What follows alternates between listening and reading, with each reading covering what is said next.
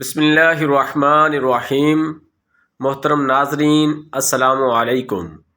نحمدہ ونصلی علی رسولہ الکریم، اما بعد، اعوذ باللہ من الشیطان الرجیم، بسم اللہ الرحمن الرحیم۔ رسول اللہ صلی اللہ علیہ وسلم کی ایک صاحبزادی کا انتقال ہو گیا تو نبی کریم صلی اللہ علیہ وسلم تشریف لائے اور فرمایا کہ ان کو پانی اور بیری کے پتوں سے 3 یا 5 مرتبہ غسل دے دو۔ اگر تم مناسب سمجھو تو اس سے زیادہ بھی دے سکتی ہو۔ اور آخر میں کافور یا آپ صلی اللہ علیہ وسلم نے یہ فرمایا کہ تھوڑی سی کافور استعمال کرو، پھر جب غسل دے چکو تو مجھے خبر دو۔ چنانچہ فارغ ہو کر ہم نے آپ کو خبر دی تو آپ صلی اللہ علیہ وسلم نے ان کے کفن کے لیے اپنا آزار عنایت کیا۔ ہم نے اس کے سر کے بالوں کی 3 چوٹیاں کر کے انہیں پیچھے کی طرف ڈال دیا تھا۔ رسول اللہ صلی اللہ علیہ وسلم نے فرمایا کہ خواب میں میرے پاس میرے رب کا ایک آنے والا فرشتہ آیا، اس نے مجھے خبر دی، یا آپ صلی اللہ علیہ وسلم نے یہ فرمایا کہ اس نے مجھے خوشخبری دی کہ میری امت میں سے جو کوئی اس حال میں مرے کہ اللہ تعالیٰ کے ساتھ اس نے کوئی شریک نہ ٹھہرایا ہو تو وہ جنت میں جائے گا۔ اس پر میں نے پوچھا اگرچہ اس نے زنا کیا ہو، اگرچہ اس نے چوری کی ہو؟ تو رسول اللہ صلی اللہ علیہ وسلم نے فرمایا کہ ہاں، اگرچہ زنا کیا ہو، اگرچہ چوری کی ہو۔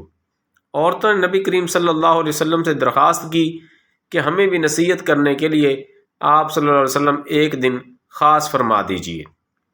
حضور صلی اللہ علیہ وسلم نے ان کی درخواست منظور فرماتے ہوئے ایک خاص دن میں ان کو وعظ فرمایا اور بتلایا کہ جس عورت کے 3 بچے مر جائیں تو وہ اس کے لیے جہنم سے پناہ بن جاتے ہیں۔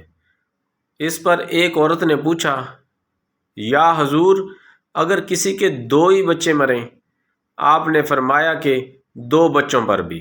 نبی کریم صلی اللہ علیہ وسلم نے ایک عورت کے پاس سے گزرے جو ایک قبر پر بیٹھی ہوئی رو رہی تھی۔ آپ صلی اللہ علیہ وسلم نے اس سے فرمایا کہ خدا سے ڈر اور صبر کر۔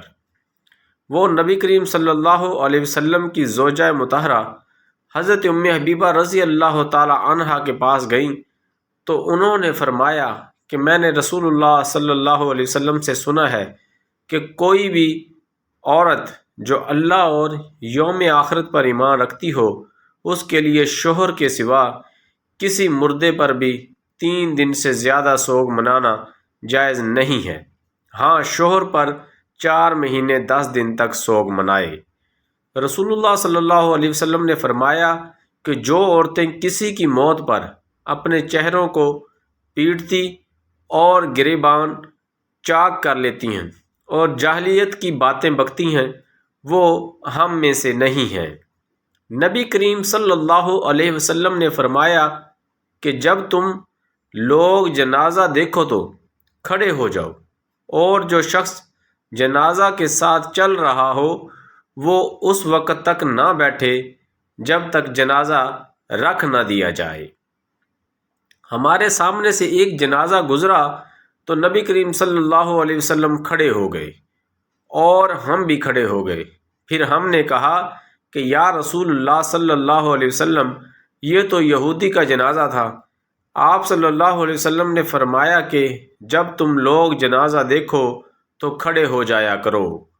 رسول اللہ صلی اللہ علیہ وسلم نے فرمایا کہ جب میت 4 پائی پر رکھی جاتی ہے اور مرد اسے کاندھوں پر اٹھاتے ہیں تو اگر وہ نیک ہو تو کہتا ہے کہ مجھے آگے لے چلو، لیکن اگر نیک نہیں ہوتا تو کہتا ہے ہائے بربادی، مجھے کہاں لے جا رہے ہو۔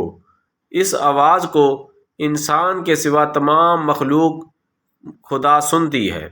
اگر انسان کہیں سن پائے تو بے ہوش ہو جائے۔ نبی کریم صلی اللہ علیہ وسلم نے اپنے مرض وفات میں فرمایا کہ یہود اور نصارہ پر اللہ کی لعنت ہو کہ انہوں نے اپنے انبیاء کی قبروں کو مساجد بنا لیا۔ حضرت عائشہ رضی اللہ تعالی عنہا نے کہا کہ اگر ایسا ڈر نہ ہوتا تو آپ کی قبر کھلی رہتی اور حجرہ میں نہ ہوتی، کیونکہ مجھے ڈر اس کا ہے کہ کہیں آپ کی قبر بھی مسجد نہ بنا لی جائے۔ عزیز دوستو، اسی طرح کی اور قرآن و حدیث کی ویڈیو دیکھنے کے لیے چینل کو لائک کریں، سبسکرائب کریں اور بیل آئیکن بٹن کو دبا دیں تاکہ ہر نئی آنے والی ویڈیو آپ تک آسانی سے پہنچ سکے۔ اللہ حافظ۔